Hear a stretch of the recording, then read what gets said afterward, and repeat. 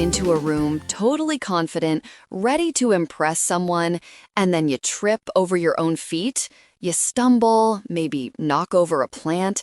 That moment of sudden, hot embarrassment, that is exactly what it feels like when you're speaking a second language and you realize, mid-sentence, that you've just said something completely wrong. You see that confused look on the listener's face, and you just want to vanish.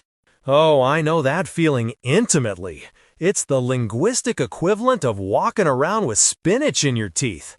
But here's the thing, that stumble, that trip, that is actually where the learning happens.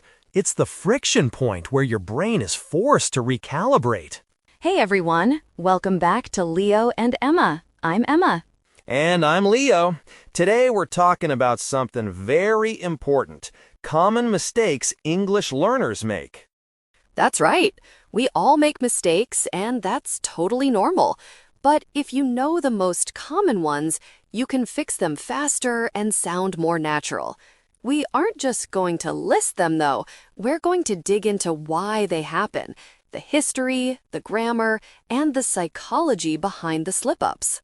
And as always, if you're new here, don't forget to subscribe, hit the like button, and turn on notifications so you never miss a deep dive into the English language. Let's jump right in with mistake number 1. Leo, why is this such a trap for learners? It's the safety blanket of English. One of the first mistakes learners make is overusing very as an intensifier. It's easy, it's functional, but it's weak. Historically, the word very comes from the Old French vere, and ultimately the Latin verus, meaning true. So when you say very tired, you're really saying truly tired. That's fascinating. I never connected very to verify or veracity, but it makes perfect sense. The problem is, if you use it for everything, your speech becomes flat, like saying, I'm very tired all the time. Exactly. It's not grammatically wrong, but native speakers often use more expressive, specific adjectives instead. If you want to paint a picture, you shouldn't just scale up a basic word. Instead of very tired, say I'm exhausted. Instead of very hungry, say I'm starving. Or I'm freezing instead of very cold. So the takeaway is to replace very plus adjective with a stronger standalone adjective whenever possible. It expands your vocabulary range and makes you sound much more precise. Now, moving to mistake number 2, mixing up much and many. This is another very common mistake, and it gets to the heart of how English conceptualizes the world. People often say, I have much friends, which is incorrect. And I think this stems from the fact that in some languages, like Spanish or French, you often use the same word for quantity regardless of the noun. Right, but English is obsessed with the distinction between things you can count and things you can't. The correct forms are, I don't have many friends because friends are individual people you can count on your fingers, but I don't have much money because money is treated as an abstract mass unless you're counting specific bills. Quick tip. Use many for countable things, much for uncountable things. But Emma, I want to challenge this slightly. It's not always intuitive what is countable. Why is furniture uncountable, but chair is countable? That's the tricky part. Furniture is a collective mass noun. It refers to the category, not the items. It's similar to luggage. You can't have 3 luggages, but you can have 3 suitcases. It requires a shift in mindset.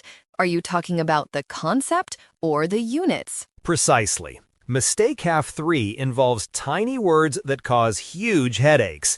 Incorrect prepositions. Prepositions are a nightmare. We see mistakes like, I'm good in English instead of I'm good at English, or I'm waiting on the bus instead of I'm waiting for the bus. These small words make a big difference, and the reason they are so difficult is that they often don't follow a spatial logic anymore. Historically, in Old English, these words were much more literal, but over centuries, they became abstract markers. Why do we get on a bus but in a car? That's a classic debate. The general rule of thumb is that if you can stand up and walk around, you're on it. On a bus, on a plane, on a train. If you have to crouch and sit immediately, you're in it, in a car, in a taxi. But then you have idioms like good at. Why at? It's marking a specific point of skill, almost like a target. My advice? Learn common expressions with prepositions as whole chunks, collocations, instead of memorizing rules only. Don't learn the word depend. Learn depend on. Treat them as one single vocabulary item. Great advice. Mistake number 4 is the bane of Slavic speakers everywhere, forgetting articles, and the. Articles are a nightmare for many learners. People say, I have cat, instead of I have a cat, or I went to shop, instead of I went to the shop. To understand why this is hard, we have to look at language families. In Slavic languages like Russian or Polish, the noun itself changes its ending to show its function, cases. They don't need a little word in front to tell you if it's a specific cat or just any cat. But English lost its case system centuries ago. We need and the to serve as pointers. Exactly. The is historically related to that. It's a demonstrative. You're pointing at something specific. Or an is historically related to the number 1.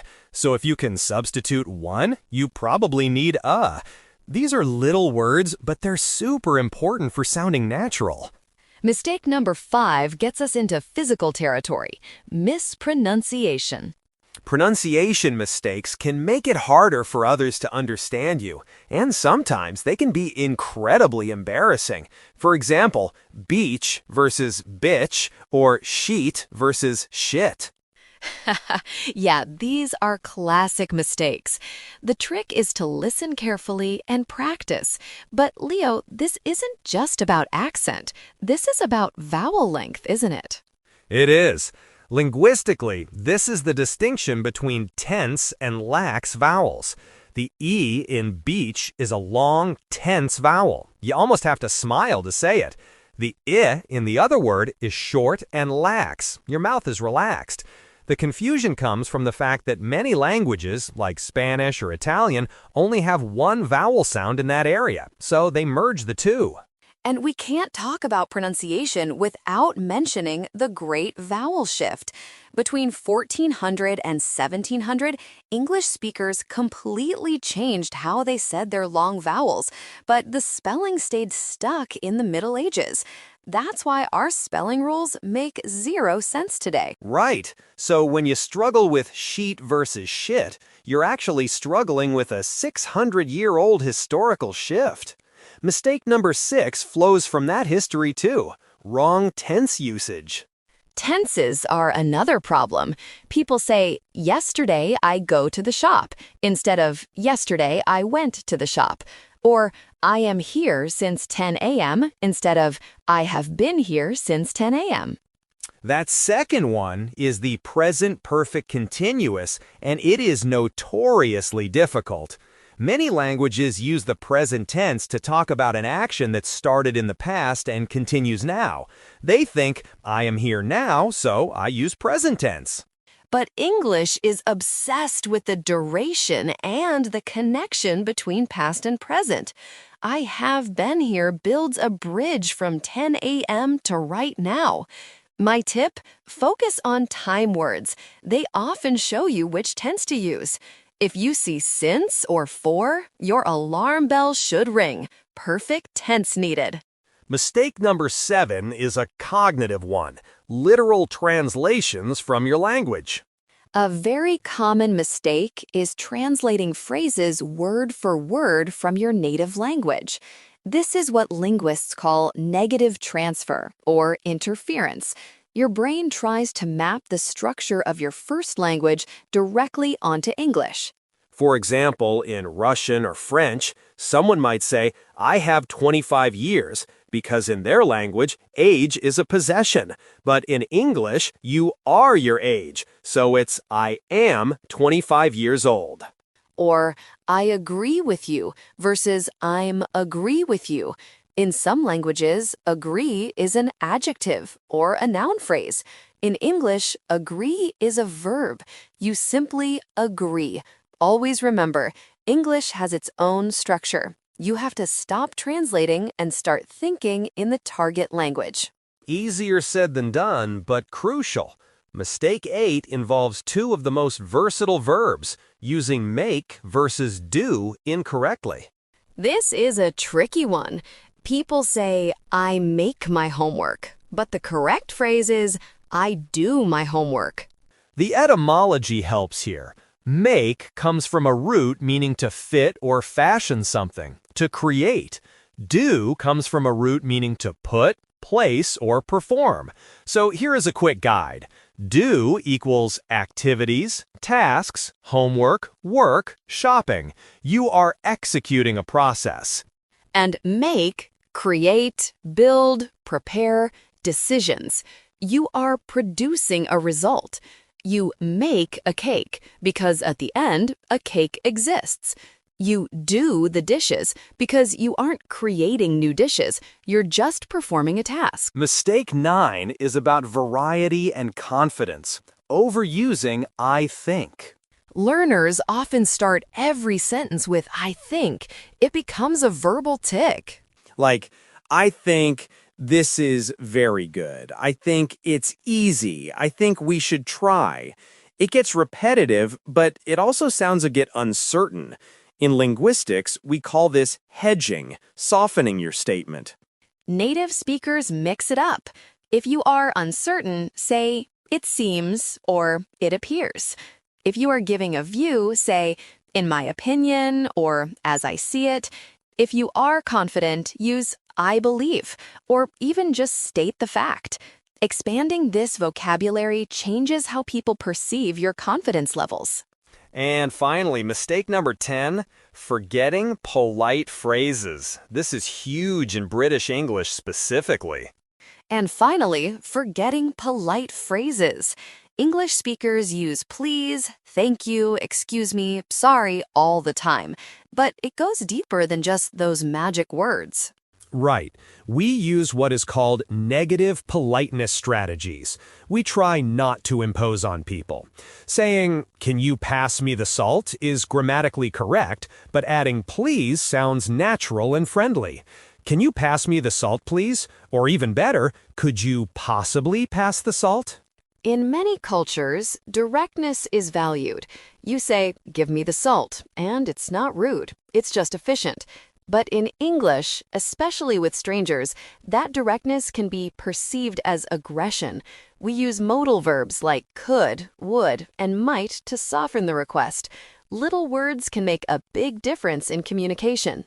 It's about face. You want to save the other person's face by giving them the option to refuse, even if they obviously won't.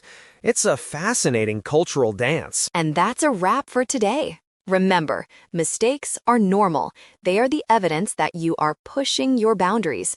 Noticing them and practicing helps you sound more natural in English.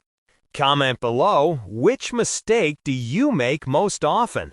I'm betting it's the prepositions. Those are the ones that trip everyone up. Don't forget to like, subscribe, and share this with friends who are learning English. We appreciate you tuning in.